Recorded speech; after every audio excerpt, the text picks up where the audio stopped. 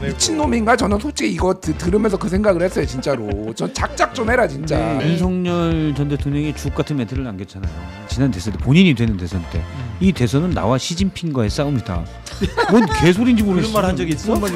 윤석열이 대단했던 거지. 그러면은 이거 어떻게 그렇게 말아먹을 수가 있어? 전체적으로 나라가 굉장히 어수선했거든요. 그런데 굉장히 빠르게 정상화를 하고 회복하고 있다. 굉장히 준수하게 B+는 줘야 된다. 저는 정치인으로서는 이렇게 좋을 수가 없는 거죠. 민주당이 입법부를 장악했을 뿐만 아니라 윤석열 대통령이 스스로 그냥 뒤로 자빠진 거예요. 저는 이제 되도록이면 학점을 후하게 주는 교수입니다. 시제로 못한 게 뭐냐면 민주당 제어가 안 될 겁니다. 89점 정도. 90점을 주기에는 A를 주기에는 부족한 점들이 좀 있어요.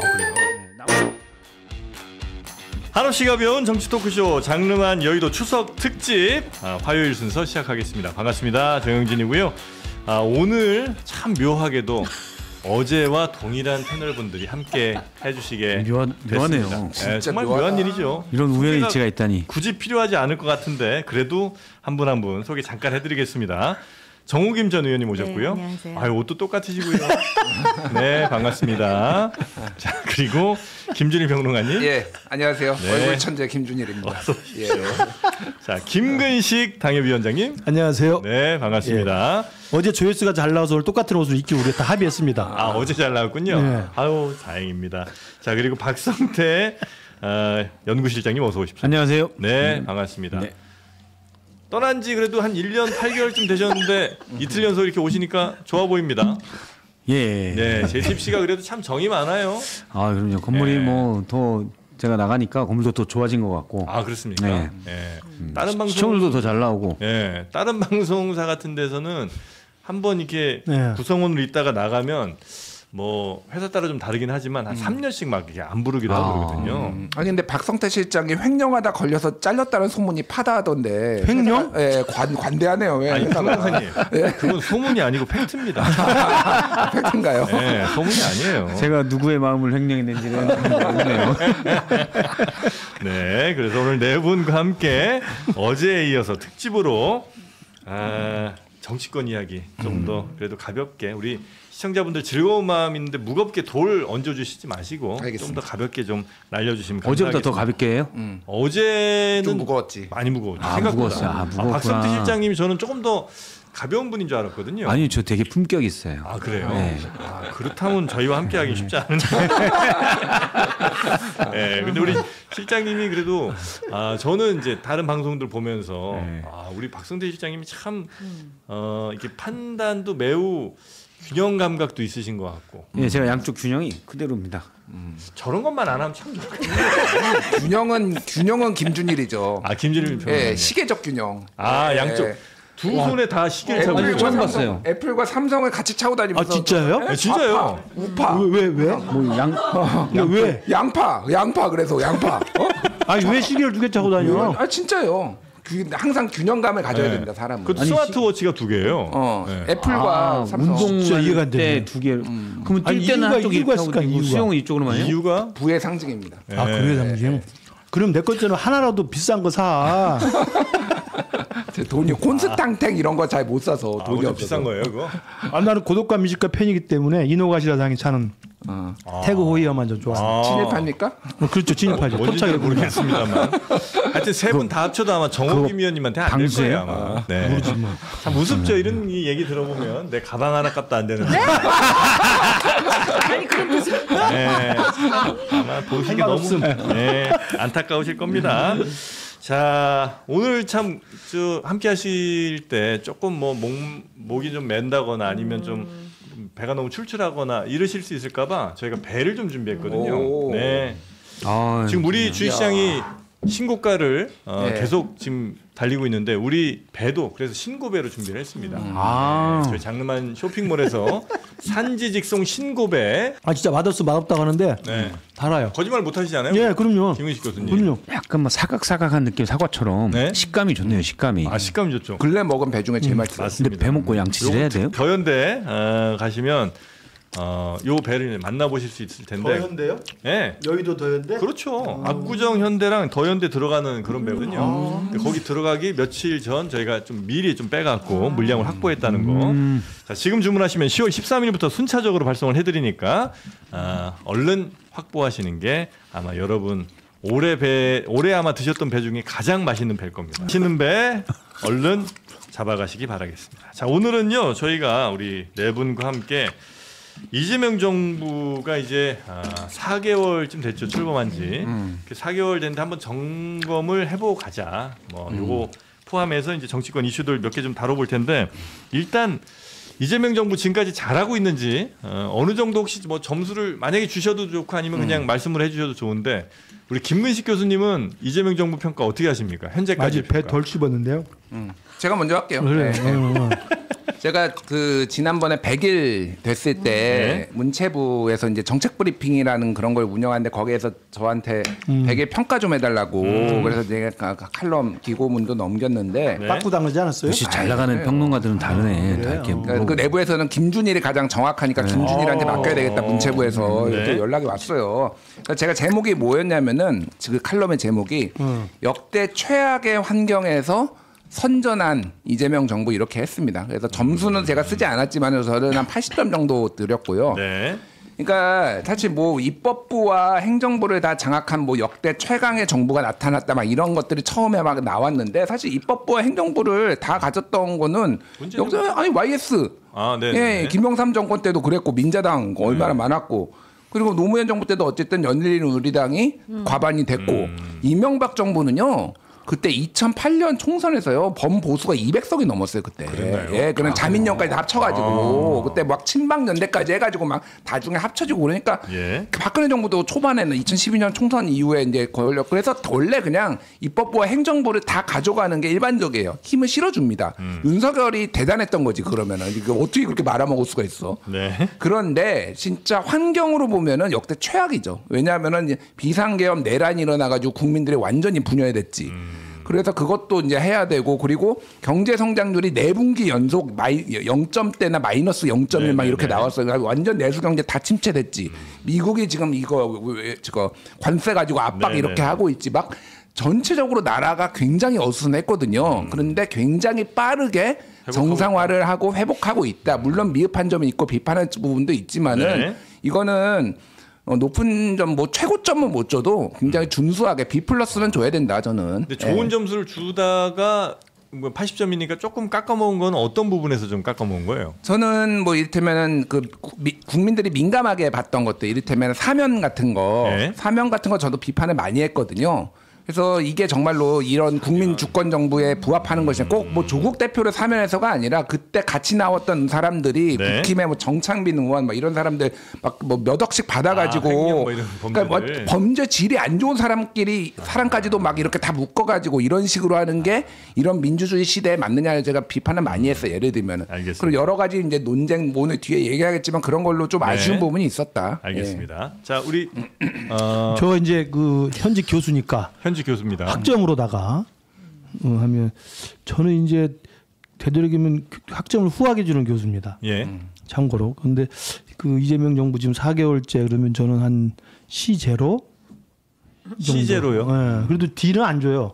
C0 정도 준다고 보는데 이유는 이제 워낙 그 앞에 윤석열 정부가 엉망이었기 때문에 비교 대상을 생각하면 기저효과라고 그러잖아요. 더 이상 뭐 떨어질 게 없는 상황에서 시작한 거기 때문에 기본만 하고 있어도, 그리고 아무 일도 안 해도 일단 기본적으로 지지율을 갖고 가요. 저는 그래서 C 정도는 기본적으로 시작을 할 수 전학기 학생이 이제 저 퇴학당했으니까. 그렇죠. 뭐 저 F 맞고 뭐 빵꾸 나고 엉망인데 와가지고 출석만 제대로 해도 그 얘가 공부하는 것처럼 보이거든. 저는 그런 면에서 C0 정도 가능하다고 보는데. 못한 건 뭐예요?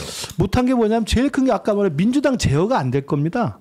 그러니까 이게 저는 그 민주당의 지금 그 강경파들의 저 무도한 그 폭주하고 이재명 대통령실의 지금 걱정거리가 제가 볼 때 앞으로 계속 심화될 텐데 저는 정권 초기에 이렇게 100일도 안 돼서 일이 벌어지는 건 저는 처음 봤어요. 당하고 정 같은 게. 근데 그게 구조적으로 이걸 봉합할 수가 없어요. 첫 번째 이재명 대통령 스스로가 DJ나 무슨 노무현처럼 자기만의 독자적인 고정적 지지 세력이 있는 사람이 아닙니다. 사실 민주당 내에 보면 그냥 과거에 이 윤석열 정부랑 맞서 싸우는 과정에서 민주당의 당 대표가 됐고 네. 그 사람들의 기반에 이제 그 후보로 됐기 때문에 대통령이 된 거지.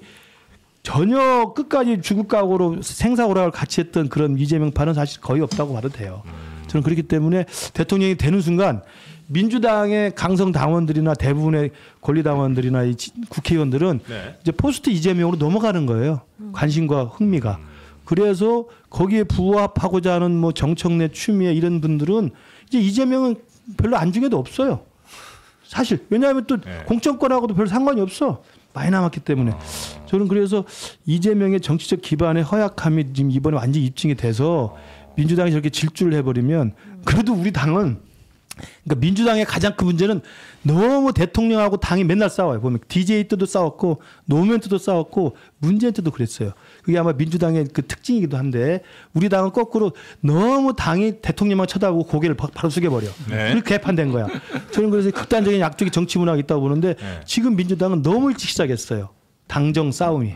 그리고 당정 싸움이 쉽게 진화가 될 가능성이 그 없다. 건강한 근데- 긴장 관계 정도로 생각할 수는 없는 거예요. 아니에요. 아니 근데 예. 저는 잠깐만 죄송한데 그러면은 이재명 정부를 평가하는 거잖아요. 네. 그런데 당이 말을 좀 안 듣고 뭐 이를테면 독자 행동을 하는 거를 이재명 정부한테 책임을 물으면 안 되는 거죠. 그러니까. 그래 그러면 네. 이재명 정부가 집권 여당 평가. 한 몸인 거 그러니까 아니야? 시제로가 너무 박하다. 너무 내가 박한 것 보기에는. 같다. 근데 장동혁 근데 대표는 낙제점은 아니잖아. 장동혁 대표는 어떻게 줘요? 장동혁에 대해서는 네. 그건 D 줘야지 뭐. D는 줘요? D. 근데 F를 줄 수는 없잖아요. 지방선거는 안 나간다는 소리. 그렇지. 아유 지방선거 왜 나가? 아 그래요? 아 장동혁 대표는 D. 혹시 정청래 대표는 몇 점 주세요? 아, 정청래는 거긴 진짜 연구 대상이죠. 연구 대상이요? 보류. 아, 하여튼 C0 정도의 네. 성적 주는데 그 안 좋게 나온 점수의 가장 큰 핵심은 여당과의 관계 요게 이제 제일 문제다. 아, 네. 박승태 근데 실장님. 저는 이제 89점 정도. 89점이요? 네. 빗불 중에 제일 높은 그렇죠. 건데. 근데 왜냐면 90점을 주기에는 네. A를 주기에는 부족한 점들이 좀 있어요. 아 그래요? 네, 나머지는 되게 일단 이재명 대통령이 사실은 정치하면서 뭐 대선 후보 이전에 나왔을 때도 그렇고 네. 그 다음에 민주당 대표가 연임하면서도 그렇고 어떻게 보면 되게 진영의 리더처럼 보인 경우가 많이 있었거든요. 근데 본인이 대선 운동 기간에 얘기한 것처럼 실제 모두의 대통령이다. 그리고 대통령은 국정을 운영하는 사람이다. 여기에 맞게 하려고 노력하고 있다고 봐요. 그리고 상당 부분 그렇게 하고 있고 그래서 꽤 높은 점수를 주는데 정말 다 잘했어 하기에는 부족한 점들이 있죠. 네. 예를 들어서 뭐 인사 문제 같은 경우도 뭐 최동석 인사혁신처장도 왜 끝끝내 있는지 모르겠고 그리고 금감원장도 연수원 동기가 하는데 그 문제가 잘 모르지만 사실은 금감원장 같은 경우 되게 중요한 자리인데 금융을 잘 알아야 되는 분인데 네. 그러나 그분이 되게 괜찮은 분이라는 평은 많아요. 근데 이분은 원래 사회복지 쪽 금융 쪽이 아닙니다. 차라리 뭐 복지부나 아니면 관련된 수석이는 모르겠는데 금융감독원장이 맞나라는 생각이 들어요. 네. 그쪽 경력이 없기 때문에 또 주유엔 대사 같은 분도 야당의 지적이 맞다고 봅니다. 그 뭐 주유엔 대사가 제일 어쩌면 외교의 일선에 있는 분인데 외교를 안 해본 분이 갔으니까 그분이 뭐 다른 걸 어떻게 했는지 모르겠지만 일단 스펙으로만 보면 좀 안 맞지 않나라는 생각이 들어서 그런 부분들에서는 감점 요인이 충분히 있죠. 일부 인사에 있어서는 조금 감점이 있고 그렇죠. 그러나 이제 대체적으로는 꽤 잘하고 있다. 국정 운영에 대해서는 잘하고 있고 말씀하신 대로 이제 민주당과의 관계를 제대로 못 하고 있다. 근데 제가 대통령실 관계자들 얘기를 좀 들어봐도 네. 거기에 대한 불만들도 있죠. 그거는 이재명 대통령에 대한 불만이 아니라 네. 당정 관계가 지금 제대로 되고 있지 않다라는 불만이 있어요. 제대로 되고 있지 않은 건 맞아요. 네, 맞아요. 제가 봐도 안 맞잖아요. 네, 그래요? 안 맞고. 그러니까 우상호 수석이 여기에 대해서 공개적으로 얘기를 했죠. 뉴노멀이다. 옛날엔 정권 초면 대통령이 깃발을 이쪽으로 들면 당도 우리가 지지하겠습니다. 가겠습니다. 같이 갑시다. 이랬는데 당 따로 대통령 따로 이게 뉴노멀이다. 왜 그러는 거예요, 그거는? 각자 이해관계가 다르기 때문이죠. 대통령 우습게 보는 거죠. 대통령은 국정을 운영하는 게 일단 간단하죠. 목표고 네. 저는 그게 맞다고 봐요. 아니, 예전에도 그랬을 거 아니에요. 그렇죠. 근데 당은 어쨌든 이 지금 정도는 당 대표의 아니었지. 리더는 예전엔 정권 후반부에 그렇게 하죠. 그렇지 정권 후반부에 갔죠. 네. 초기부터 이런 적은 리더는 없어요. 일단 관심을 끌어서 본인의 지지층을 만들어서 다음 대선을 가려는 서로의 깃발이 달라요. 그런데 그게 깃발이 다른데 이렇게 왜 되냐? 예전에는 명확한 2-3명 정도의 명확한 포스트들이 있었죠. 새로 끼기는 좀 애매한 호스트들, 포스트들 다음 권력들 발음이 포스트들 예. 네, 포스트들이 있었죠. 그러니까 근데 지금은 춘추 전국 시대예요. 그건 왜냐하면 역설적으로 이재명 대통령이 대선 후보 시절 당대표 시절부터 당의 확고한 리더십을 가지고 있었기 때문에 네. 다른 잠룡들이 못 큰 거예요. 네. 어느 정도 커서 어느 정도 세력들도 만들어 왔으면 그 정도로만 운영이 다음은 됐어요. 나야 뭐 이런 사람도 있어야 되는데 그렇죠. 그런 사람이 한 2-3명 정도가 네. 나름의 세력을 구축하고 있었으면 네. 이분들이 적절하게 대통령과의 관계를 유지하면서 뒤에 가서나 좀 이렇게 얘기를 하고 그런데 지금은 사실상 춘추 전국 시대이기 때문에 네. 서로 마음이 급한 거예요. 장수들이 빨리 내가 눈에 들어야지. 네. 이게 좀 전 약간 그런 영국이 있다고 봐요. 눈에 들어야 된다는 건 저 뽑아주는 지지층이. 사람들의 눈에 그렇죠. 들어야 된다. 일단 경선 과정에서는 당원들이 권리 당원들이 압도적인 영향력을 행사하기 때문에 예. 권리 당원들에게 소구하려는 게 훨씬 강하다. 근데 이제 예전에라고 사람들이 그렇게 못했던 거는 그래도 대통령이 현직 대통령이 뭐 정권 아주 후반도 아니고 초반 뭐 1년 2년 차에는 그래도 힘이 어쨌든 있기 때문에 괜히 잘못 올라갔다가 두들 맞는 거를 두려워서 못한 걸 거 아니에요. 캐릭터죠. 근데 거기에 대해서는 일단 네. 정청래 대표의 캐릭터가 있을 수가 있고 이전 리더들과 좀 다른 네. 캐릭터인 거죠. 이전 리더들이 전반적으로 뭐 강경하게 개혁을 부르짖기도 하지만 한쪽에서는 어떤 개파들을 또 개파의 리더를 해야 되기 때문에 네. 나름의 조화와 균형도 찾았다면 정청래 대표는 사실은 이전부터 네. 당원들과 직접 소통하는 경향이 강했거든요. 그건 캐릭터가 있다고 봐요. 그러니까 요거는 짧게 보론을 하자면은 이게 사실 이재명 대통령이 자초한 측면이 있어요. 2가지 이유에서 그런데 대통령이? 예, 이런 상황을 만들게 된 게 예. 2가지 이유가 있는데 하나는 과거에는 대선 후보하고 당 대표하고 항상 분리돼 있었습니다. 이를테면은 뭐 문재인 대선 후보가 나왔을 때 당 대표가 따로 있었던 거 아니에요. 네. 근데 이번에는 이례적으로 이렇게 이제 된 거예요, 같이. 그러니까 당 대표 선거를 빨리 치르게 된 거예요. 네. 그러니까 예전에 보수 정권 이름 박근혜 대통령 때 황우여 당대표 뭐 이런 분들이 이제 관리형으로 이렇게 뭐 했던 사례들이 있었다면 근데 이거는 전당대회를 매우 빨리 치르게 되니까 당연히 이제 다음에 정치적 욕심 있는 사람이 부각이 되고 뛰쳐나올 수밖에 없는 상황이 하나. 그러니까 2번째는 어쨌든 말씀하셨지만은 당원들한테 너무 많은 권한을 준 거예요. 제가 보기에는 당원 주권 저도 옳고 그런데 이게 좀 네네. 과하다. 그러면 오직 당원들이 어떻게 그럼 당원들이 어떤 식으로 충분하게 어떤 숙인 민주주의 과정과 뭐 이런 거를 하는 게 아니라 유튜브에서 무슨 얘기하고 쇼츠 어떻게 뽑고 이런 거에 민감하게 지금 반응하는 미디어 환경 속에서 네. 그러면은 이거는 그냥 강성으로 갈 수밖에 없는 뭐 이렇게 된 거는 근데 그거에 기반을 만들어준 게 이재명 당대표예요. 네, 당원들한테 계속 주고 심지어 국회의장 뽑는 것도 당원들한테 20% 반영하기 이게 말이 됩니까 솔직히? 법에 국회가 뽑게 돼 있는데 그거를 그런 식으로 줘버리면은 그러니까 이게 당원들이 하자고 하면 어쩔 수 없이 끌려갔는데 이게 지금 부메랑이 되고 있다 대통령한테는. 근데 그 명분은 참 좋잖아요. 국민들의 뜻, 혹은 뭐 당원들의 뜻. 아니, 말이 안 되죠. 법을 어기면 안 돼요. 네. 왜 이게 법을 어겨가면서 그렇게 되게 합니까? 중요한 문제인데 민주주의라는 거잖아요. 사실은 네. 민주주의는 국민 주권이다. 네. 그래서 국민이 결정한다. 이거 원칙적으로 아주 맞는 말이죠. 원칙적으로 아니고 그냥 해도 아주 맞는 말인데 대신 그러면은 이 국민들의 의지를 어떻게 확인할 거냐. 이 부분에서 지금 저는 에러가 나고 있다고 생각을 해요. 그러니까 당원 민주주의도 마찬가지고 왜냐하면 민주주의라고 하는데 예를 들어서 지금 하면 여론조사로 그걸 확인하냐. 그게 제일 간편하긴 하죠. 그렇죠. 근데 여론조사에 사실은 전화 면접을 하면 10% 초반대, 네. ALS라면 뭐 3%, 4% 이렇게 나와요. 응답률이. 그렇죠. 그러면 이거는 어느 정도 거기에 응답하거나 고관여층만 되는 거죠. 그냥 민주주의라고 하면 사실은 목소리가 작은 사람들도 세금을 설령 안 내는 사람들의 목소리도 다 들어서 판단을 해야 되는데 이게 유튜브가 중심이 되면서 이게 많이 빠져 있어요. 네, 네. 그러니까 예를 들어서 미국의 배심원제가 저는 적절하다고 보는데 거기는 의무적으로 18세 이상이면 무조건 추첨을 해서 선발을 합니다. 그래서 또 나와서 이 사건에서 네가 판단해봐. 또 편결할 때 그렇게 하잖아요. 배심원 네. 보면 안 나가면 형사처벌까지 당해요. 그러니까 무작위 샘플로 하는 거죠. 네, 네. 그러면 그분의 의견을 예를 들어 배심원이 15명이다. 그럼 15명의 무작위 샘플에 15명 들어서 이분들의 더군다나 또 계속 법정에서 변호사, 검사 또는 양쪽 변호사 얘기를 들으면서 판단을 하게 되잖아요. 수기 과정도 있는 거죠. 네. 그러니까 배심원들의 의견이 평균적 의견이다, 상식의 의견이라고 전제할 수가 있는 거죠. 근데 지금은 예를 들어서 선거인단을 모집한다. 손을 든 사람들의 의견만 듣는 거예요. 그러니까 지금 손을 안 든 사람들의 의견은 빠지고 있다. 근데 손을 든 사람들의 의견만 들어서 이게 민주주의라고 얘기하기는 조금 취약한 면이 있다는 거죠. 진짜 민심이 좀 왜곡될 가능성도 분명히 그렇죠. 있다는 말씀이신 것 같고요. 우리 점수를 네. 지금 아직 안 주셨습니다. 아니요. 저는 이제 세 분 말씀에 다 공감을 하고요. 좀 네. 다른 차원에서 말씀을 드리자면 아까 김준일 평론가가 최악의 환경에서 대통령이 됐다 그러는데 권력 차원에서 보면은 이재명 정치인으로서는 이렇게 좋을 수가 없는 거죠.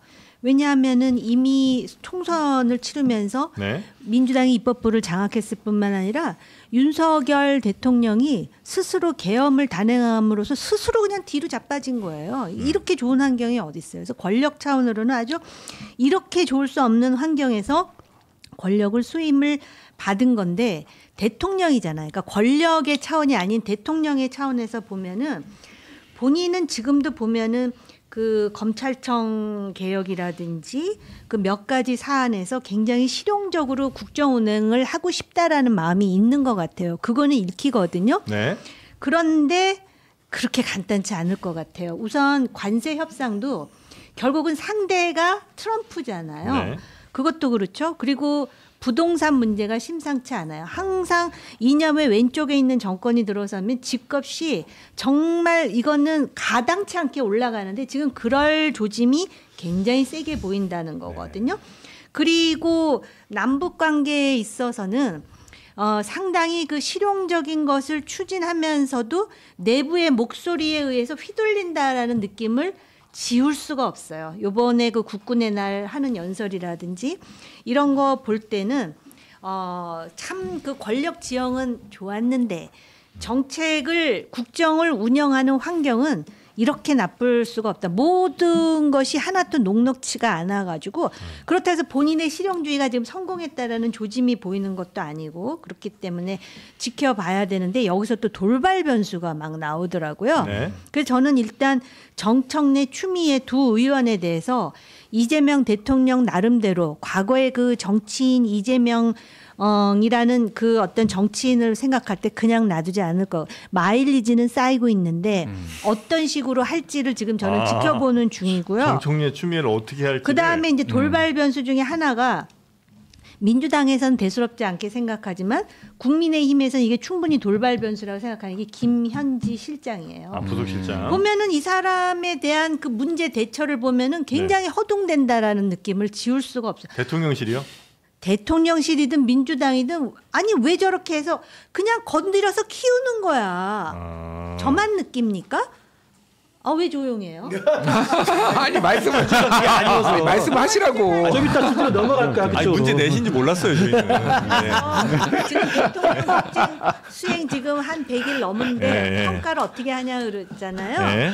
그래서 그렇다는 얘기를 지금 드린 거예요. 정청래 추미애 그다음에 갑자기 터진 악재 김현지 여기에 대해서 지금 여당 정부가 지금 제대로 대응을 전혀 못 하고 있다. 아니 그러니까 정말 중요한 관세, 부동산, 민생 경제가 있는데 오히려 지금 이게 촉발 요소가 되고 있다라는 거죠. 그래요? 그 김현지 저 부속실장은 그 굉장히 큰 건이에요. 그러니까 어떤 분들은 원래 김현지 부속 저 비서관을 부속실장 시키려고 했는데 이제 하다가 저 시기가 묘하게 하여튼 이때랑 겹쳐갖고 그냥 지금 못 나간다고 얘기한 건데 이게 막 갑자기 너무 커져서 너무 얼토당토하게 돼버렸다는 얘기가 이제 저 용산 쪽에서 나오는 것 같고 반대쪽에서는 무슨 소리야 김현지 증인 안 부리려고 지금 자리까지 서로 좀 돌려가면서 막는 이런 사태까지 왔다고 생각을 하시는 것 같은데. 그러니까 진실은 중요하지 않아요. 어떻게 보이는지가 중요한데 사람들에게 어떻게 딱 인식되고 있느냐. 그렇게 느끼게끔 왜 만들어주느냐는 거지. 차라리 총무 비서관일 때 그냥 나와서 털었으면 끝나는 우리가 그 얘기 2주 전에 했었잖아요.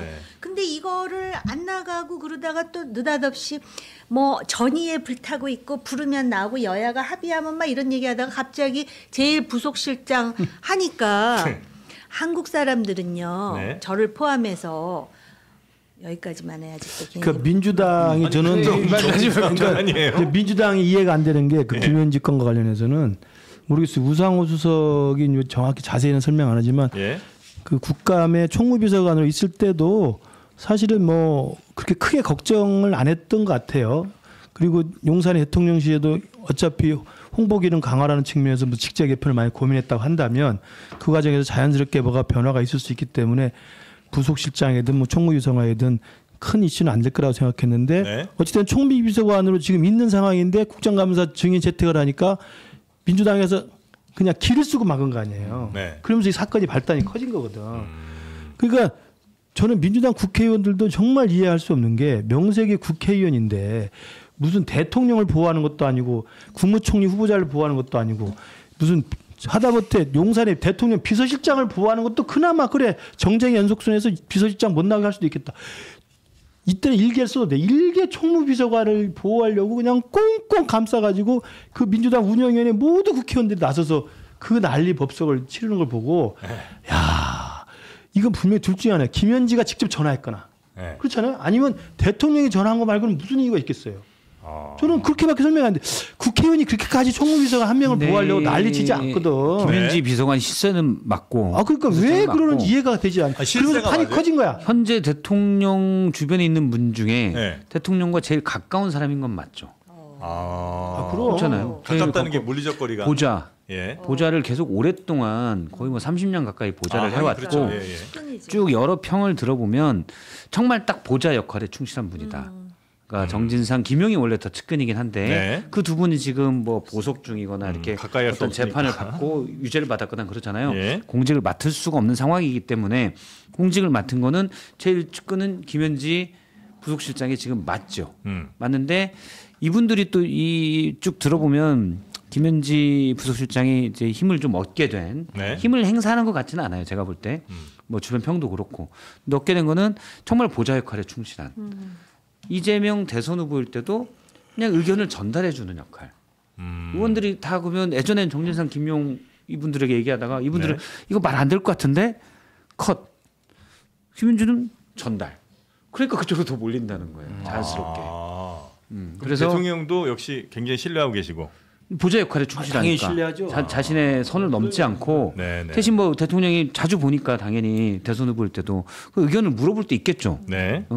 너는 어떻게 생각해? 뭐 가끔 얘기할 수 있겠죠. 그러니까 너무 근데 제가 들어본 말은 선을 넘지는 않는데요. 네, 근데 네. 초반에 인사를 다 했다. 그래서 제가 어디서 방송에서 그 얘기했더니 와 봐봐 완전 비선실세. 근데 그 자리가 원래 그 인사를 하는 자리예요. 총무비서관이 상급 인사는 다 하는 자리고 네.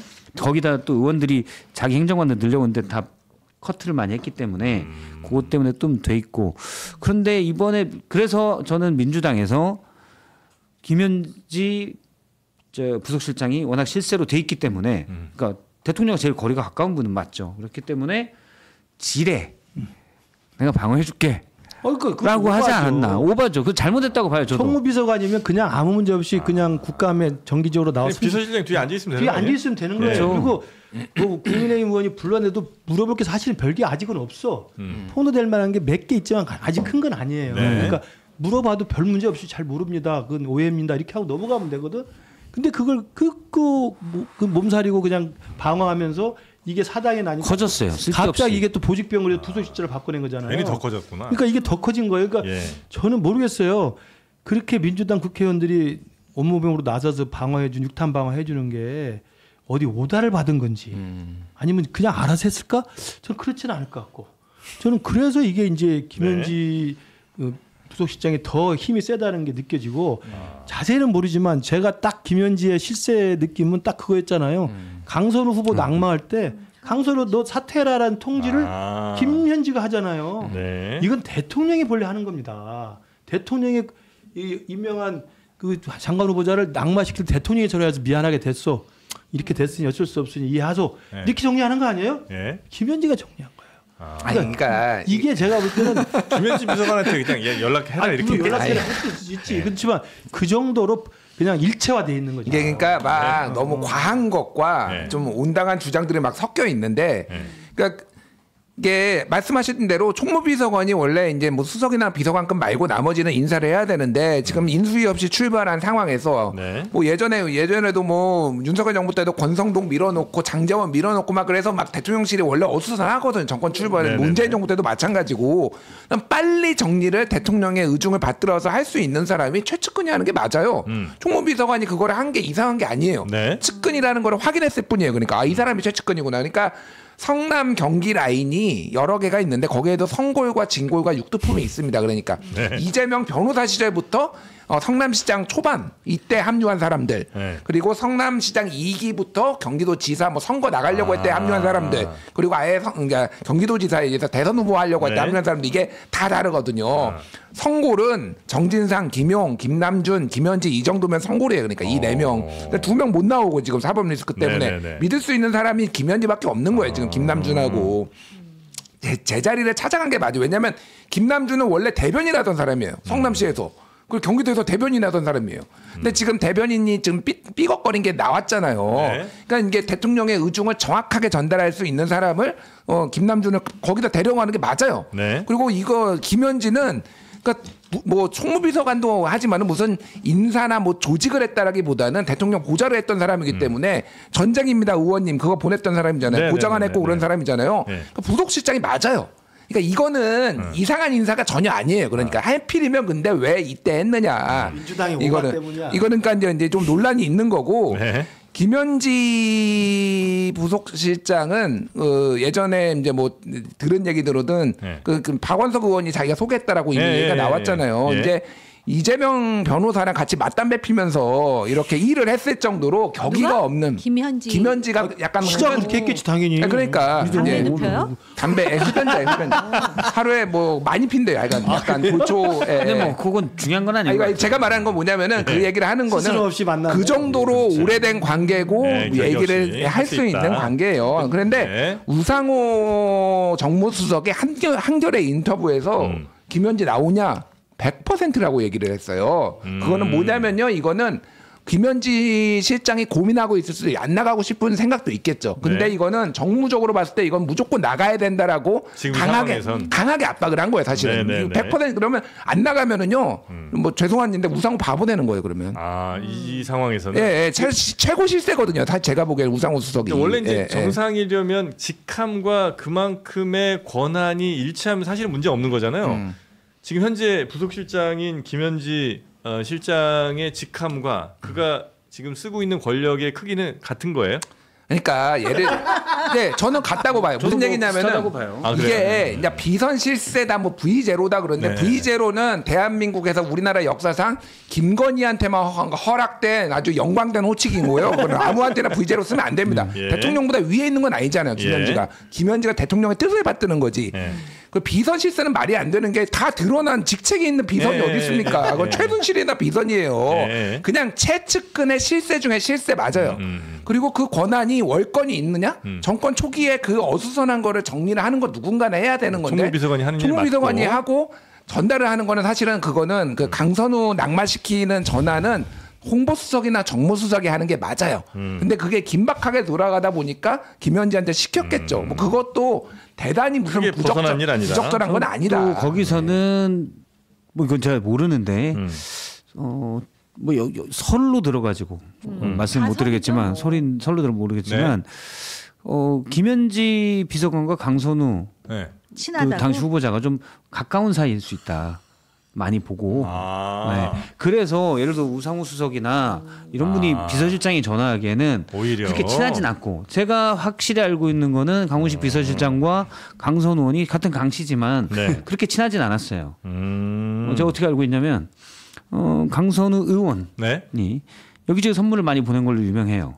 좀 힘 있어 보이는 의원들한테. 강훈 씨한테는 안 보냈어. 강훈식 실장은 못 받았대요. 뭐 추석이든 뭐 이런 생일이든 이럴 때 네. 강훈식 실장은 원래 친명으로 분류됐던 네. 분은 아니잖아요. 그렇지. 대선에서 역시 상원 실장을 강선우다운 만났고 삶이었어. 그래서 이제 강선우 의원한테 선물을 받았냐가 친명 핵심이냐. 선수가 훨씬 낮은 분들도 강선우 의원한테 역시. 선물을 받았으면 그래요? 핵심이다. 역시 강선우야. 근데 이제 강훈식 비서실장이 제가 알기로는 의원 때는 선물을 못 받았어요. 못 받았기 때문에 두 분 사이가 가까운 관계 아니잖아요. 네. 그러면 사실은 어쨌든 강선우 낭만은 대통령의 뜻이겠죠. 네. 그러면 이걸 누군가 대통령이 직접 전할 수도 있지만 네. 누군가 사실은 전해주는 게 맞고 그래서 가까운 좀 더 말이 통하는 김현지 비서관이 당시에 얘기하지 않았을까라고 제가 아니, 추정을 그건 합니다. 말도 안 돼요. 말도 안 돼요. 안 돼요? 이게 공적인 시스템으로 움직이는데 네. 선물 받고 친하다고 네가 얘기해라 했다라는 거는 아니, 오히려 듣기에 강훈식 따라서는 비서실장이 안 친하다는 거죠. 아니 김현지 총무비서관이 네. 아, 정말 실세구나라는 느낌을 강화하는 에피소드가 될 수가 있는 것이고요. 예. 지금 두 분 말씀을 들으면 논리적으로는 다 맞는 얘기예요. 워낙이 측근 중에 최측근이고 애초부터 제1부속실장을 했어야 되는 사람인지도 몰라요. 머리로는 맞는데요. 이번 추석밥상에는 반드시 올라가요. 왜냐하면 이 정치라는 거는 머리로 하는 게 아니거든. 제가 볼 때 김현지 씨가 두 분 말씀대로 그냥 가장 가깝고 편한 사이니까 편하게 야 이렇게 전화해 뭐 연락해 뭐 할 수 네. 있고 전달을 할 수 소통의 중요한 창구가 될 수 있겠지. 그 부속실장이 그런 친하니까 거니까. 하는 거지, 그러니까 그건. 그건 맞는데 그게 가지는 위험성이 항상 있다는 거지. 그러니까 우리가 박정희 국정농단 때 제일 부속실장이 정호성이잖아요. 박정희가 박근혜 누구예요? 박근혜 대통령. 박정희. 박근혜 정호성 때 씨 정호성 70년생이. 정호성이가 네, 그때 맞아요. 부속실장이면서 예, 문고리 예. 3인방이었어요. 예. 결국 감옥 갔죠. 예. 그러니까 그런 식으로 측근이고 편한 사이니까 그런 역할이 부여되는 건 어쩔 수 없는 건데 네. 이게 종이 한 장 차이란 말이에요. 그러니까 그런 면에서 이번에 이게 수면 위로 올라온 이상은 김현지 씨도 언행에 조심을 해야 되고 대통령실도 이참에 모든 걸 투명하게 털고 가야 돼. 네, 민주당이 네. 과도하게 막을 필요도 없어요. 맞아요. 근데 딱 하나 네. 아까 말한 강선우 전화도 그렇지만 지금 그 개혁신당이 이기인이 성남시 의원이 많이 알고 있기 때문에 이런저런 이야기 하는데 그 중에 하나 팩트로 확인된 그거잖아요. 그 김혜경 여사 법카 문제라고 논란이 됐던 그 배모 사무관 네. 그 사람 사건 터졌을 때 전화해서 그 파일 삭제하세요. 제가 하도 교체할 테니까 나는 건 녹취 파일로 남아 있잖아요. 이걸 보면 그게 그러면 만약에 이재명하고 너무 친해서 그런 이재명이 해야 될 일들을 대신해 주는 사람이라면 자기가 나서서 했든지 아니면 이재명의 지시였다는 것밖에 안 되잖아요.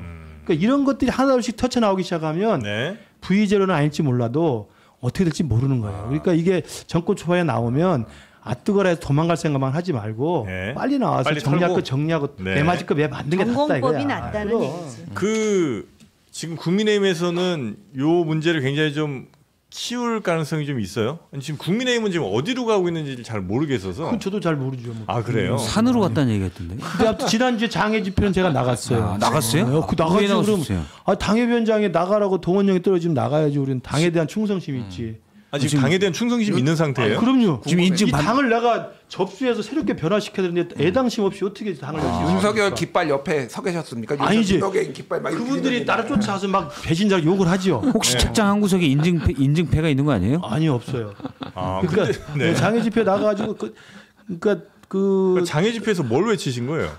그 편말을 듣고 있죠. 사법하게 아. 비판하는 거. 아, 그거고. 네. 근데 이제 윤호개인이나 뭐 그 여기 이런 부정선거 주장하는 분들도 있고. 네. 근데 그분들이 이제 지나가다 저 보면 막 욕하고 뭐 이러기도 해요. 그러니까 네. 저는 그런 고난에도 불구하고 네. 오로지 이 당을 내가 제대로 바꾸겠다라는 아. 일념하에 당협위원장으로서 구성을 열심히 하고 그러니까 이제 있습니다. 야당으로서는 당연히 뭐 여당의 반대편에서 이런저런 비판들을 하셔야 될 거 아니에요. 그래, 네. 그러니까 지금 하고 있는 비판의 핵심은 사법개혁 너무 잘못하고 있다. 그렇지 아까 제가 아. 어제 이야기했던 것처럼 네네네네. 민주당이 과도하게 폭주하고 있다. 이 부분은 아. 또 맞는 야당의 지적이니까. 그럼 지금 막 나오고 있는 무슨 협중이니 이런 얘기들은 일부 최고위원의 아주 그럼요. 극단적인 발언 정도로 생각하면 아니, 돼요. 그건 나경원 의원도 잘못된 거고 네. 그 뭐 무비자 관광 입국한 걸 또 그 우리 국가 기관망 화재 사건이 빗대 가지고 하는 것도 참 잘못 나간 거고 지금 주중 대사관 앞에서 또 인천공항에서 이렇게 젊은이들이 협중시하는 건 굉장히 잘못된 거. 우리가 일본 갔을 때 제일 기분 나빴던 게 혐한 시하는 걸 기분 나빴던 네. 거 아니에요? 우리가 무슨 관광객이 무슨 죄가 있다고 네. 미국 일본의 극우들이 나와서 헤이트 스피치를 합니까? 그럼 그런 거 하지 말라고 당에서 좀 얘기를 해야 되는 건 하셔야 아니에요? 되는 거 아, 지금 하고 있잖아요. 근데 제 말이 먹히질 않는 거죠. 아니 그렇더라도 해야 되죠. 이거는 당연하죠. 정말 그러니까 야당으로서 이게 야당 자격이 없는 거예요. 특정 세력에 대해서 네. 혐오심을 유발하는 게 네. 가장 극우화의 기본이에요. 네. 극우화의 가장 큰 경계점이 바로 혐오거든요. 혐오를 부추기는 거거든요. 네. 그게 여혐이든 아니면 뭐 성별에 대한 혐오든 아니면 뭐 특정 인종에 대한 네, 혐오든 네, 네. 아니면 특정 민족에 대한 혐오든 히틀러도 그렇고 다 그런 거거든요. 근데 중국에 대해서 혐오하는 발언들을 하고 혐오하는 시위를 하고 이걸 계속 키우면 우리 당은 그들과 절연해야죠. 그러니까 이제 당 대표인 장동혁 대표가 그런 거를 좀 그만해야 되겠다는 판단을 지금까지 안 하고 있는 거예요. 지금 장동혁 대표가 하고 있는 것도 아니고 당이 하고 있는 건 아니에요. 일부 20대의 과격한 멸공주의자들이 혐중 시위를 하고 있는 거고. 아니 최고위원 중에 한 사람이 최고위원 중에 한 사람이 아니고 그 사람은 국민들 판단이 다 받을 거 아니에요. 아니 받더라도요. 이게 그 당원의 한 사람이 하는 거하고 네. 당 지도부라는 타이틀이 있는 사람이 그렇죠. 하는 거에 대해서는 네. 당 대표가 개인적으로라도 그거에 대해서 좀 대화를 할 필요가 있다고 보고요. 나경원 의원도 그냥 의원이 아니고 중진 의원이에요. 그렇다면은 적어도 그리고 외통위에도 있었는데 외통위원장도 있죠. 적어도 이런 거에 대한 어떤 국제적인 안목이 있다면 중국인에 대한 혐오 시위를 하는 거는 네. 중국과 한국과의 관계에서 중국이 우리에 대해서 부당한 압박을 가한다든지 할 때 야당의 지도자로서 하는 목소리는 좋지만 이렇게 일방적인 물론 중국 사람들이 들어와서 그런 부작용이라든지 폐해가 0%다라고 단정할 수 있는 사람은 아무도 없지만 네. 전 이걸 왜 하는지 모르겠어요. 그러니까는 우리가 왜 미국에서 트럼프 행정부가 지난번에 우리 근로자들을 이렇게 케이블 타이에다 해가지고 화나죠. 그랬을 때 사실은 이게 잘못된 거라고 초당적으로 얘기를 하는 그런 모습을 보일 때 미국도 우리를 만만하게 못 보듯이 네. 지금 중국 사람들이 들어와서 물건 팔아주겠다라는 거잖아요. 근데 이거를 그런 식으로 뒤틀어 가지고 혐중을 정치권에서 부추긴다라는 거는 지금 저는 오히려 국민의힘에서 저것만 했으면 좋겠어요. 그 사법부에 대한 민주당의 압박, 그다음에 그 집중을 해라. 저는 이진수 개인의 문제는 차치하고 지금 그걸 체포해가지고 그런 사달을 일으킨 이런 부분에 대해서 선택과 집중을 해야지 윤어겐에다가 험중에다 이거는 오히려 여기서 플러스된 점수를 여기서 까먹고 지금 이런 상황이 된다라고 해서 걱정해. 보수 정당이 살아 있어야 돼요. 장엄한 여의도에서 그때 김민수 최고위원 불러서 그때 세게 싸웠잖아요. 다시 한번 불러서 한번 따져요. 그러니까 요거 말씀하신 거 다 동의하고요. 그러니까 그 사실관계를 조금 모르시는 분들이 있어서 이게 이제 왜 중국인들이 무비자로 15일 동안 오게 됐느냐. 작년 11월 9일인가 7일인가 9일인가 그러니까 11월 초에 윤석열 정부 때 중국에서 한국인에 대해서 관광객은 15일 동안 무비자로 하겠다라고 하니까 그때 한덕수 총리가 12월 말에 그러면 우리도 이렇게 시범 사업으로 중국인들 한국인 그러니까 호혜적인 조치에 그러니까 중국이 해줬으니까 우리도 상호적으로 하는 거예요. 그래서 올해 9월 말부터 지금 이게 내년 6월까지 해보겠다라는 거예요. 당연한 거예요. 그러니까 당연한 겁니다. 이거를 중국에서는 풀어줬는데 우리는 안 풀어줄 수가 없는 거예요. 그러니까 그렇죠. 이건 아주 상식적인 거고 심지어는 그래서 개인 관광객이 아니라 단체 관광객. 중국은 우리나라 옛날에 하듯이 관광버스 깃발 들고 다니잖아요. 그렇게 모객을 해서 한국 관광회사와 중국의 관광회사가 연결돼서 그렇게 들어오는 사람만 무비자로 15일을 해주겠다라고 한 건데 상인들은 지금 뭐 다들 이제 반색이죠 지금 가뜩이나 경기가 어렵고 그런데 여기에서 안 좋으니까. 근데 이거를 이렇게 무슨 이상한 화장실 갈 때 3, 3, 5 뭐 같이 다녀라 이런 얘기를 하면은 전염병 얘기 꺼내고 미친놈인가? 저는 솔직히 이거 들으면서 그 생각을 했어요 진짜로. 전 작작 좀 해라 진짜. 이게 김민수 최고위원뿐만이 아니에요. 뭐 나경원 의원도 그 얘기를 했죠. 김은혜 수석도 이분 뭐 그래도 합리적인 얘기를 했던 분인데 이분도 이제 중국인들만 의료 쇼핑 먹튀하고 있다, 혈세 낭비다. 이번에도 그랬어요. 네, 이게 이제 반중 정세에 정치인들이 올라타고 있어요. 그러니까 극소수의 극우나 이상한 분들이 어떤 일들이 있는 거는 이전에 쭉 있었거든요. 근데 의료 쇼핑이랑 지금 상황은 전혀 안 맞는 거 안 아니에요? 맞죠. 그러니까 반중 정서가 있으니까 거기에 대해 다 숟가락을 올리는 거예요. 여기도 이제 극우 지지자들을 보고 하는 건데 말씀하신 대로 지금 내수 경기도 안 좋은데 중국인들이 와서 돈 써주면 고맙죠. 오면 당연히 뭐 어떤 분 저기 노상방뇨 하는 분도 있을 수가 있고 어디 가서 뭐 껌뱉는 분도 있을 수가 있죠. 2,000명 이상 뭐 그 크루즈만 2,000명이라는데 더 들으면 그런 건 있을 수가 있어요. 근데 이분들이 와서 쓰고 가서 한국 좋더라야 하면 또 올 거 아닙니까? 그럼 경기도 안 좋은데 어쨌든 도움이 되고 자영업자 석 달 밀린 자영업자 빚이 30조예요. 네. 이게 나중에 어떻게 될지 몰라요. 뭐 중국 관련해서 그러니까 요거는 하나 그 짧게 말해 사실관계 때문에 그런 건데 네. 이게 뭐 의료 쇼핑 얘기가 왜 나오냐면은 예전에 우리나라의 성형 이런 것들이 굉장히 발달해서 외국인들이 오는데 이거를 부가가치세를 그러니까 면세를 해준 거예요. 그러니까 이거를 네. 그래서 더 많이 받으라고. 네. 그래서 지금 폭발적으로 오고 있고 그런데 그게 이제 이쪽에 이제 이게 외국인에 대한 특혜 중국인이 많이 받으니까 성형. 그래서 지금 정부에서도 사실은 워낙 세금이 안 거치고 있으니까 이 특혜 제도를 없애겠다라고 지금 검토하고 있어요, 사실은. 그러니까 그거 안 해도 면세 안 해줘도 많이 와. 많이 와. 어차피 많이 와. 그래서 뭐 그런 상황이에요. 그러니까 근데 관광객들은 우리도 해외에 가면 거기서 소비한 건 나중에 공항에서 다 환급받는 게 맞아요. 있어요. 그렇죠. 그러니까 뭐 그런데 어쨌든 이 성형과 관련해서도 특별히 만들어 둔 거예요. 그러니까 이거를 그치. 박근혜 정부 때 만든 거예요. 성형한 그거를. 걸도 예, 환급해주진 않지. 중국과의 이슈는 있어요. 사실은 이제 내년에 지방선거가 있는데 네. 영주권만 있어도 우리가 투표권을 주는 그러다 보니까 중국 사람들이 대거 투표를 해서 100표에서 왔다 갔다 하는 그런 어떤 그 상당히 이제 용호상박의 지역에서는 중국인 그렇지 영주권을 가진 사람들이 지방선거에서 투표 이 문제는 근데 이거하고는 전혀 다른 문제인데 문제죠. 예. 이게 지금 이제 그래서 그걸 근데 사실은 민주당 정권이 그런 제도를 만들었잖아요. 김대중 정부 때. 예. 그래서 그런 이슈가 있긴 하지만 이런 거에 대해서 좀 분별은 그래도 야당인데 그걸 몰랐을 리는 없을 것 네. 같은데. 근데 윤석열 전 대통령이 주옥 같은 멘트를 남겼잖아요. 이게 뭐 보도에 나온 건데 대선 때 지난 대선 때 본인이 되는 대선 때 이 대선은 나와 시진핑과의 싸움이다. 뭔 개소리인지 모르겠어요. 그런 말 한 적이 있어? 보도에 넣었어요. 나와 저는 시진핑 그 얘기 듣고 그런 말 한 적 없는 것 같은데. 아니, 보도를 제가 한번 봤어요. 찾아볼게요. 제가 이걸 한번 저희가 아니, 체크해 아니, 보겠습니다. 나와 아니, 시진핑과의 아무리 싸움이다. 윤석열이 저도 그렇지만 그렇게는- 기억이 날 것 같아요. 시진핑 그 시절에 확인해봐야 돼요. 이거 제정신이 그때부터 아니었구나. 나와 그래서 시진핑의 대결이다. 아, 그건 네. 아닌 것 같아. 그거 이긴 거예요. 시진핑과의 대결을. 이겼죠. 그러니까 그때부터 그러니까 반중 정서가 사실은 젊은 층에도 좀 있고 있는 건 있어요. 그러니까 중국이 있지.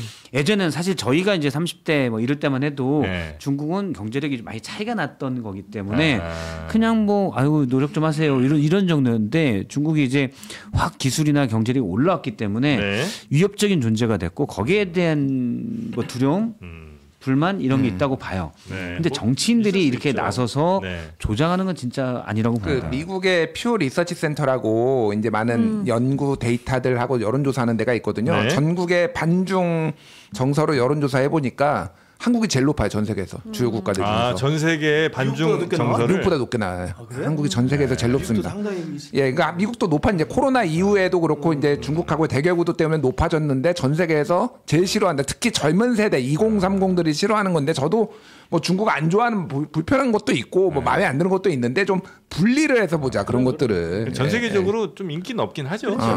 그러니까 뭐 불편하고 뭐 네. 케이스 바이 케이스로 사람이 좀 문제가 있다 이렇게 생각할 수 있는데 그걸 혐오 정서로 이게 편승해서 안 그건 안 된다는 되죠. 거죠. 네. 그러니까 그런 걸 좀 정치권이 좀 막아야 되는데. 아, 그래서 지금 국민의힘이 네.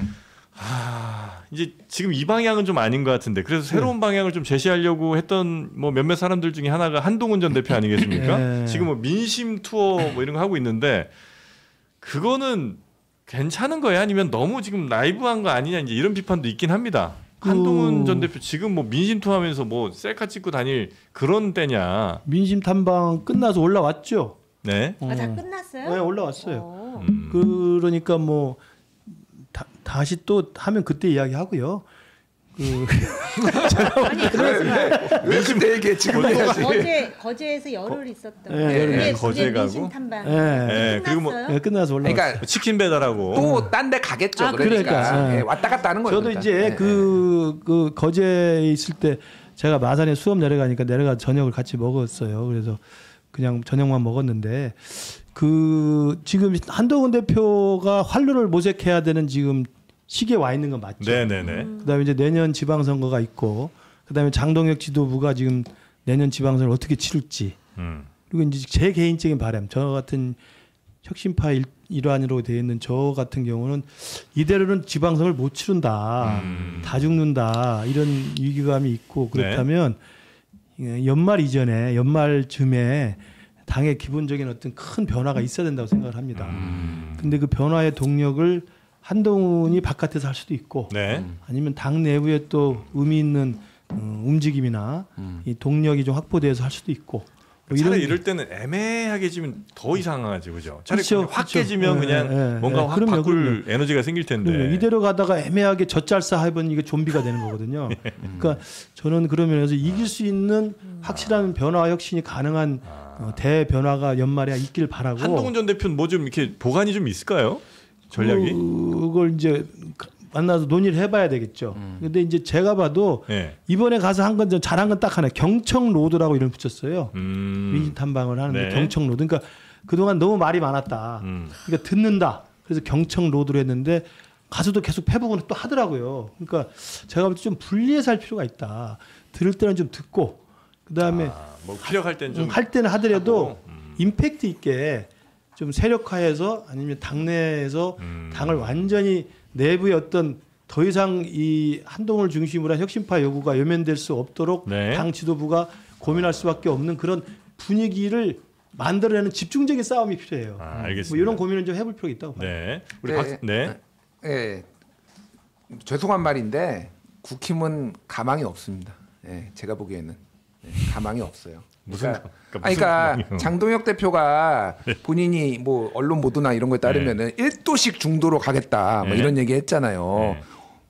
뭐 중도로 가기는 개뿔 더 오른쪽으로 좀 가고 뭐 하고 있는 거는 다 네. 무슨 극우와 관련된 거 뭐 갑자기 뜬금없이 이념 전쟁 또 건국 전쟁 2 뭐 추석 때 보겠다 뭐 이런 거 하고 있고 네네네. 그게 중도랑 무슨 상관이 있어요? 건국 전쟁을 보는 게 지금 뭐 윤석열 뭐 전환기 손잡고 그러니까 필요에 의해서 할 수는 있어요. 네. 그런데 이제 어떻게 그러면은 사람들한테 뭐 이거를 이런 뭐 민생 중심의 정당이고 뭐 이런 거 일단 기본적으로 제가 보기에는 신뢰를 못 받아요. 무슨 얘기냐면은 네. 지금 여론조사 보면은요 네. 민주당 지지율이 떨어지고 있거든 정당 지지율. 예. 국힘은 안 올라가. 요지부동이에요. MBS 전국 지표조사 지난주 나온 거 22인데 계속 22예요. 이 갤럽 조사도 계속 24예요. 안 변해, 안 변해. 그러니까 니들이 무슨 얘기를 하든 우리는 너희들이 말하는 걸 믿을 수 없어가 기본 전제인데 설령 민주당이 싫어도 난 국민의힘은 못 찍는다. 그냥 관망파로 가는 거예요. 관망파로 그러면은 지금 국힘은 그래서 이 방식으로는 안 된다. 예. 그러면은 뭐 한동훈 대표가 뭔가를 하실 거로 이렇게 뭐 좀 기대 섞여 말씀하셨는데 한동훈 지금 당원 게시판 당무감사 들어갈 수도 있다. 지금 찍어내려고 하고 있잖아요. 당원 게시판. 아직 확인은 안 됐어요. 예. 그런데 지금 새로운 뭐 윤리위원장이 지금 이제 그 저기잖아요. 또 거기도 이제 구구예요, 구구. 그래서 뭐 저 사전 선거 사전 투표 이거 하지 말자고 하는. 네, 그러니까 헌법소원이었나 소송 걸었나 그랬어요. 그러니까 그 부정선거 얘기하면서 그러니까 이게 답이 없는 상황이에요. 그래서 제가 계속 얘기하지만 선거 치료가 필요하다. 선거에서 한번 크게 깨져야 된다. 한 번이 아니죠. 두어 번. 3번, 4번 정도. 왜냐면 그럼 3년 뒤에 나는 어떡하라고 아니 그러니까 무슨 망발하십니까 지금? 자 보십시오. 예전에 두 번째가 총선인데. 2016년 때 그 저기 새누리당이 졌고요. 네. 2017년 대선 졌고요. 2018년 지방선거 졌고 2020년 총선까지 지니까 이때 야 이준석이라도 당 대표 뽑아가지고 탄핵의 강도 건너보고 막 부르르 막 떨면서 더 이상 질 수 없다 막 이렇게 뭐라도 해보자 이런 분위기가 났잖아요. 3-4번은 져야 된다. 늦었어 아직 늦었어. 그래서 김근식 교수님이 위기다. 내가 보기엔 총선도 이거는 장담할 수 없다. 그러니까 지금. 대선에서 네. 이번에 패했고 내년 지방선거에 패할 가능성이 크고 네. 그래서 3년 후에 총선에서는 김근식을 필두로 해서 대승리할 겁니다. 걱정하지 마세요. 근데 그 사이에 당을 바꿔놓겠습니다. 예. 장동혁 대표가 그 얘기를 그러니까 왼쪽으로 하루 1도씩 가겠다. 제가 사실 모 기자한테 들었어요. 모 기자가 장동혁 대표랑 좀 가까운 기자가 그 얘기를 들었다고 그러더라고요. 그래서 그 얘기를 듣고 제가 처음에 얘기를 했는데 처음에는 이분이 이제 좀 머리를 쓰나 했는데 평일 나중에 좀 한 달 정도 지난다면은 이분이 평일엔 중간으로 갔다가 주말에 우측으로 다시 가는구나. 또 2도씩 가는구나. 근데 지금은 평일에 우측으로 가고 주말에 그냥 잠깐 쉬어 있는 거 아닌가. 오히려 우측으로 가는 것 같아요. 내공이 약하다. 저는 장동혁 대표에 내가 처음에 취임했을 때 당대표가 됐을 때 계속 했던 얘기가 예. 이분이 어떤 신념이나 이념이 있는 것도 아니고 또 명예를 따지는 분도 아닌 것 같아요. 그냥 이런 분이 제일 무서워요. 신념은 있는 것 같은데 난 대통령 할 것이다. 뭐 이런 그 신념. 이제 본인의 자기의 욕망이죠. 욕망. 신념이라고 보기는 네. 신념은 아니에요. 신념은 아니고 어떤 네.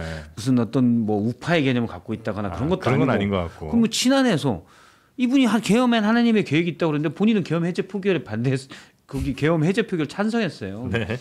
그래서 신념이나 이념 뭐 이런 게 있는 것도 아니고 그냥 본인의 정치적 욕망만 있는데 근데 사실 이런 분이 제일 무서워요. 언제든지 태세 전환할 수 있잖아요. 네. 근데 지금 보고 느낀 거는 내공이 좀 부족하구나.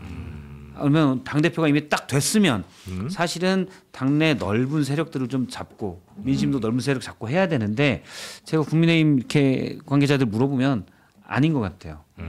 친윤들이 그냥 또 어떻게 하는지 지켜보자. 그냥 지켜보고 별로 도와주는 것도 없고 왜 그러냐면 굳이 지금 장동혁 개로 줄을 댈 필요가 없는 거죠. 이분이 살아갈지 어떻게 될지 모르니까. 예. 그러니까 그냥 가만히 있는다는 거예요. 그렇다고 다른 사람 한동훈 왜냐면 장동혁 빠지면 한동훈 오니까 한동훈보단 나은데 네. 시민들이 보기에 이분이 그렇다고 해서 지지하기에는 이분 이상한 짓 하다가 날아가면 어떡하지? 완전히 우리 편인지도 모르겠고. 그렇죠. 그러니까 이제 장동혁 대표는 계속 구구한테 나 좀 밀어줘라고 계속 호소하고 있는 형국이에요. 제가 볼 때 그러니까 2015년에 안철수의 사례를 좀 저는 들여다볼 필요가 있다고 2015년 안철수는 네, 어떤 그러니까 사례예요? 민주당 안에 문재인 당대표 있을 때 이제 나갔죠. 안철수가 안에 있었잖아요. 예. 그러면서 혁신위원회를 꾸려요. 그때 김상곤 혁신위를 꾸리고 거기에 조국이 이제 혁신위원으로 들어가고 그 혁신위에서 계속 혁신의 안을 발표하는데 안철수는 당내에서 계속 비주류로서 혁신의 요구를 막 하죠. 네. 근데 그게 잘 안 돼. 그래서 결국은 안철수가 상당한 국민적 지지를 가지고 떨어져 나옵니다.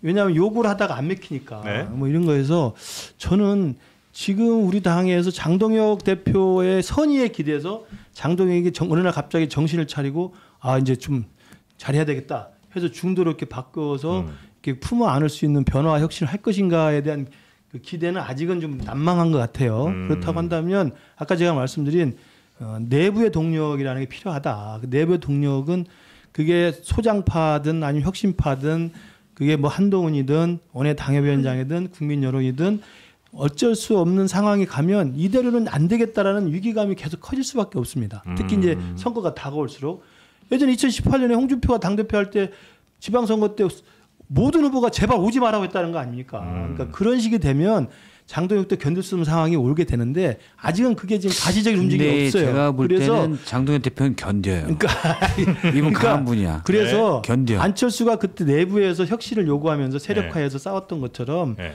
우리 당내에 저는 가을바람 지나면 그런 좀 뜻있는 분들이 모여서 내부의 혁신의 요구들을 국민의 지지와 더불어서 좀 조직할 필요가 있다. 뜻있는 분들이 그것도 있긴 있죠. 있죠. 네. 안 될 것 같아요. 제가 이제 국민의힘에 나름 개혁적인 목소리를 내는 분들하고 계속 얘기도 많이 하고 예전에 그런 얘기를 했어요. 너희들은 왜 이제 예를 들어서 이전에 탄핵 그 국면이 내릴 때 그러니까 친윤과 절연해야 된다. 내란과 절연해야 된다. 이런 메시지도 안 내고 그러냐. 이분들이 계속 내려고 그랬거든요. 안 되더라고요. 힘이 없어요. 그러니까 제가 말씀하신 거 맞는데 네. 지금보다 더 위기이고 더 변곡점일 때도 국민의힘이 목소리를 못 냈기 때문에 앞으로도 못 낼 거라고 저는 보고 네. 앞서 말한 이 선거를 앞두고 그건 언제 오냐 27년 추석 때쯤 올 것 같아요. 27년 추석이요? 28년 총선 때는 의원들이 자기들이 살아남아야 되니까 아. 이때는 조금 바뀌려고 해요. 근데 장동혁 대표가 예를 들어 지방선거에 네. 패배를 했다. 그럼 나가냐? 지방선거 패배 승리는 어디로 결정합니까? 일단 서울 경기 다 잃고 불경 중에 하나 잃으면 패배예요. 아 서울 경기 다 잃고 그 다음에 불경 중에 하나 패하면 네, 국민의힘 패배다. 패배. 네. 서울 경기만 잃어도 패배인데 사실 장동혁 대표한테 그럼 책임 묻기는 약간 애매한 애매한 패배고. 네, 애매한 패배. 애매하면 안 나가죠. 네, 애매하면. 근데 저는 명확해도 안 나갈 거라고 봐요. 근데 서울시장이 오세훈 시장이 그래도 현직 시장이기도 하고 네. 여론이 아주 나쁘진 않잖아요. 아주 나쁜가요? 그냥 아주는 아니에요. 관심이 없는 것 같아요. 아 그런가요? 오세훈 시장한테 그게 오세훈 시장에겐 지금 득이에요. 관심이 없는 게. 네. 왜 그러냐면 국민의힘에 서울시장 후보로 해서 받으면 마이너스입니다. 현재는 그냥 지금 누구지 이렇게 하는 게 더 낫다고 아 봐요. 그래요? 안 튀는 게 그러니까 낫습니다. 현재는. 이 경기지사 선거는 민주당한테 많이 유리해요. 아, 거기는 뭐 예, 경기지사는 뭐 볼 거 경기지사 없다. 그러니까 별거 왜 없어. 그러냐면은 이거는 이제 인구학적으로 이제 그럼. 봐야 되는데 1,400만 정도 이제 경기도가 되는데 네. 서울에서 집값 상승은 못 이기고 이제 그쪽으로 나간 2030, 40 세대가 너무 많아요. 근데 전체적으로 아무리 20대가 뭐 보수화 됐다라고 하더라도 그러니까 뭐 30대, 40대 말할 것도 없고 네. 민주당이 이제 거의 텃밭처럼 됐다. 제2의 호남이다. 경기도가. 그렇게 보는데 서울은 반대로 뭐 여기 서울에 이제 당협위원장도 계시지만은 인구가 계속 줄고 있어요. 지금 네네. 950만이 깨졌습니다. 예. 계속 줄고 있고 급격하게 고령화가 되고 있어요. 평균 연령이 55세 막 이래. 구별로 보면은 막 50세, 55세 막 이렇습니다. 평균 연령이. 네. 그러니까 이게 전체적으로 이제 소위 말하는 세대 효과, 예, 이제 코호트 효과도 있지만 에이징 효과를 무시할 수가 없거든요. 에이징 효과라는 건 이제 보수화되는 거예요. 나이 들면 네, 전체적으로. 네, 네, 그건 뭐 어느 나라에서나 나타나는 거고, 게다가 집값에 민감해진 자산 보유에 민감해진 사람들이 점점점 늘어나고 있다. 송파하고만 하더라도 네. 송파갑, 송파병 이 완전히 정서가 다른데 송파병에 계신 분들 얘기 들어보면은 값의 집값에 그렇게 민감한 거예요. 그러니까 왜 저기는 저렇게 비싼데 우리는 이렇게 이거밖에 안 되냐. 제가 떨어지는 이유가 그겁니까? 예, 거기가 이제 민주당 지지자가 상대적으로 많은 거예요. 그러니까 갑 쪽에는 이제 부자들이 더 많고 그런데 막 그 온 촉각이 곤두서 있어서 제가 말하는 건 뭐냐면은 송파병이시구나. 예, 민주당이 만만치가 않아요. 제가 보기에는. 예, 오세훈 시장이 못하는 거가 있다고 하더라도 예. 전체적으로 보면은 그리고 민주당 계열이 서울시장에 이겼던 거는 다 외부에서 영입했어요.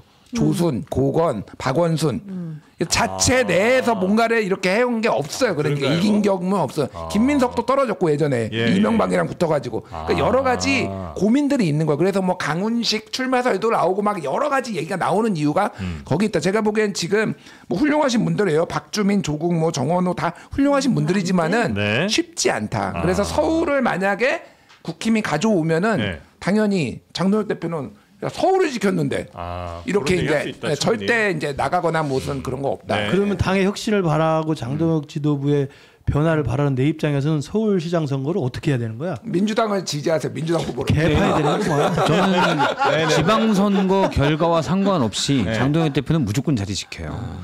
이분이 상관없이요? 그럼요. 임기가 지금 있잖아요. 본인이 안 물러나면 쫓아내기가 엄청나게 힘들어요. 이전에는 왜 그랬냐면은 그래도 당 대표급이 되면 내가 리더다. 네. 결과가 안 좋게 나면 그렇죠. 책임을 지는 책임을 게 책임지고. 관례였잖아요. 네. 그 관례는 깨진 지 오래됐습니다. 패배해도 패배해도 일단 권한 쥐고 있잖아요. 네. 가는 거예요. 욕 먹어도 갑니다. 나가라고 할 만한 정치인들의 조직화가 어려울 거예요. 그것도 없죠. 그리고 저는 장담컨대 나가라고 조직화해서 얘기해도 안 나갈 거예요. 좀만 버티면 본인이 어쨌든 사실 또 연임도 할 수도 있고 그러면서 뭐 공천권도 행사하게 되면 본인이 대선 주자가 되는데 이분의 지금 머릿속에는 대선 주자예요. 내가 사실 한동훈 밑에서 이러고 있다가 기분도 나빴는데 지금은 본인이 더 여론조사 지지율도 잘 나오고 얼마 전에 에이스디 처치 나온 거 있잖아요. 이분 코팅해서 집에 액자로 걸어놓을 겁니다. 본인 1등이고 네. 그러니까 거기에 지금 꽂혀 있어요. 그런데 이분이 본인이 대선 주자가 되고 또 대선에 이기기 위해서는 네. 어쨌든 결과적으로는 중도로 조금씩 갈 거예요. 지금은 너무 세력이 없으니까 그걸 하는데 실장님이 그게 근데 주관- 잠깐만 제가 좀 더 네, 말씀드리면 근데 본인이 중도로 가더라도 한동훈은 안 받죠. 왜냐하면 자기 경쟁자거든요. 그러니까 이게 비관적으로 설명을 해주시는데 뭐 그럴 수도 정확하죠. 있죠. 그럴 수도 있는데 정치란 건 항상 우리가 생물이기 때문에 그리고 정치 상황이라는 것도 언제 어떻게 변할지 모르는 거죠. 아까 제가 말씀드린 연말이나 연초에 우리 당 내에서의 내부의 변화 혁신의 동력이 있을 것이다. 그리고 그것을 위한 저도 나름의 공개할 수는 없지만 준비를 저는 하고 있다고 봅니다. 오. 그러니까 그것이 내부에서 혁신의 요구와 요청이 집단적으로 생기고 예. 그게 국민들의 지지를 대폭 받아버리잖아요. 네. 그걸 당할 정치인은 아무도 없는 거예요. 이 우리나라 같은 민주주의 여론사회에서는. 그래서 그런 저는 분명히 한편의 다이나믹스가 연말 연초 있을 것이라는 것을 예고해 드리고 어허. 그 와중에 제가 할 수 있는 역할을 장르만 여의도와 함께 열심히 하겠습니다. 저희와 함께요?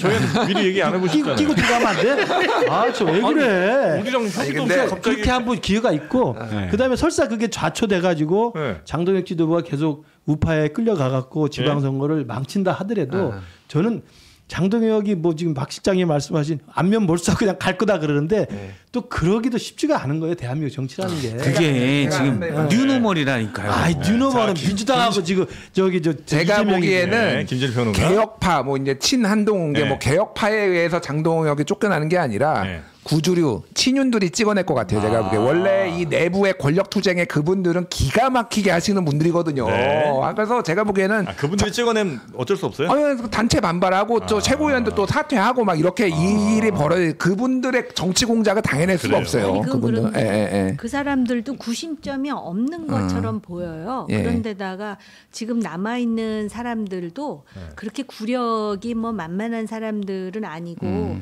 소위 언더 찐윤이라고 하는 사람들은 공천을 잘 받아가고 TK 중심으로 있는 사람들인데 그 사람들도 그렇게 내공이 그렇게 깊은 사람들은 아니거든요. 그러니까 오로지 자기의 생존, 그다음에 3년 후에 공천에 지금 매몰되어 있기 때문에 그런 관점에서 정치가 생물인 건 맞는데 올해 말에 동력이 생길까에 대해서는 조심스럽지만 아까 말씀하셨듯이 선거 세라피가 아니면 잘 안 움직이는 그런 정당 정치의 특성이 있죠. 네, 생물은 생물인데 네. 좀 약간 흐물흐물한 낙지 같은 느낌이어가지고 역동성이 맛간 낙지. 떨어져요. 네. 두고, 장림한 여의도에서 두고 보시기 바랍니다.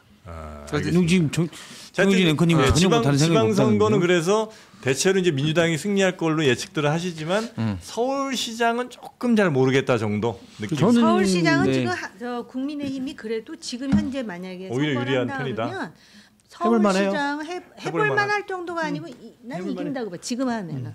왜냐하면 민주당이 네. 계속 지금 이렇게 헛발질하기 때문에 네. 서울 경기 이쪽이 민주당도 그렇게 자신할 만한 건 저는 아니라고 경기는 봐요. 그래도 경기는 민주당일 것 같아요. 민주당 경기는 기준으로 그러면 근데 지금 현 시장 현 도지사 그냥 가요 아니면 새로운 분이 그건 당의 새로운 사람이 오죠. 지금 민주당 내나 제가 뭐 쭉 여권의 분위기를 보면 예? 김동연 현 지사는 되게 무조건 안 된다. 아 무조건 안 돼요? 네, 요게 강해요. 아 그래요? 그런데 그러면 다음 나오는 분들 이름이 뭐냐? 네. 예를 들어 추미애 법사위원장. 네. 추미애 법사위원장이 만약에 네. 경선 과정에서 압도적인 지지를 얻어서 후보로 나왔어요. 네. 그럼 될까요? 아니, 국민의힘을 누구를 뽑느냐? 국민의힘에서 추미애 유승민이면은 어떻게 몰라 진짜. 유승민 만약 장동혁 대표 제가 장동혁 대표는 유승민이나 안철수 둘 중에 한 명을 공천을 줄 것 같아요. 예, 예. 경쟁력 있는 사람으로. 그러면 예를 들어서 추미애 안 될 것 같은데. 또는 김용민 지금 경기도 민주당에서 나오는 얘기되는 분들 중에 내가 경기도지사 하겠다는 분들 쉽지 않을 거요. 왜냐면 근데 과연 장동혁 대표가 네. 유승민이나 안철수를 공천할 정도로 그렇게 저는 머리는 전략적이에요? 있다고는 보는데 머리는 있다고 봐요. 아니 근데 저는 근데 오히려 한동훈을 견제하기 위해서 유승민하고는 손 잡을 한다. 수 있어요. 한다. 네, 제가 보기에 왜냐하면은 이게 유승민의 배신자로는 박근혜에 대한 배신자론이에요. 그러니까 한동훈 그러니까 소외 전략을 편다. 그렇죠. 그러니까 저는 충분히 가능성 있는 시나리오라고 봅니다. 그래서 본인이 이기려면 네. 만약에 본인이 대선 주자로 우뚝 서려면 운영 능력을 평가받아야 되잖아요. 네. 그러면은 서울은 일단 유승민을 오세훈 공천. 얘기가 많이 강하니까 경기도에 참신한 공천을 했다. 그러면 장동혁 대표는 그거 하나로 다 인정받을 수 있어요. 아 그렇습니까? 지더라도 맞아. 아 당신 잘했다 이 얘기를 들을 수가 있습니다.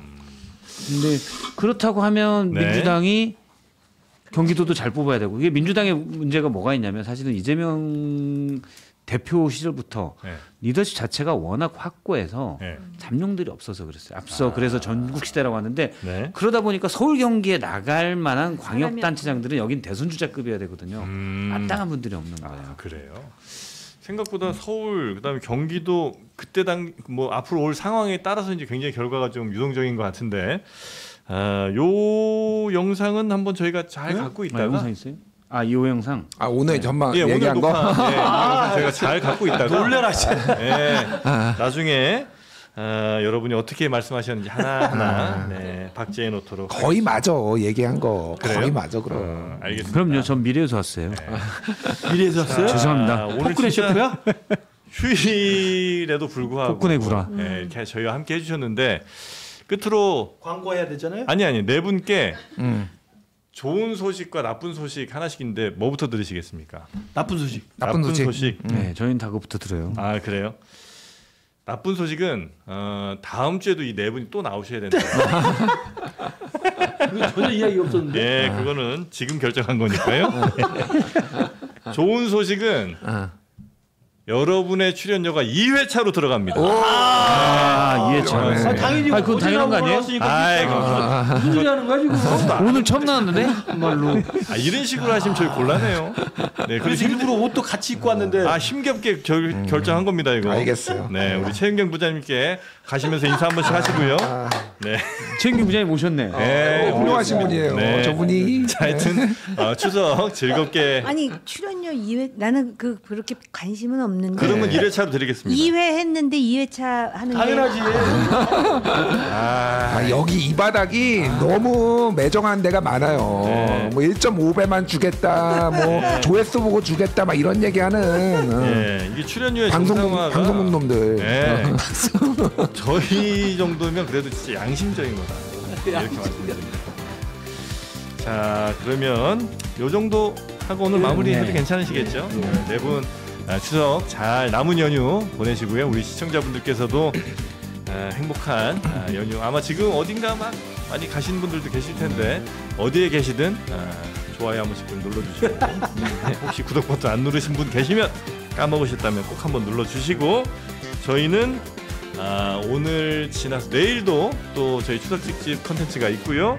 목요일부터는 생 라이브로 다시 여러분 찾아뵙도록 하겠습니다. 자, 우리 제작진분들도 고생 많으셨고 네 분 다시 한번 감사 말씀드리고요. 저희는 내일 오전 11시에 다시 뵙겠습니다. 함께해 주신 여러분 고맙습니다. 네, 감사합니다. 아.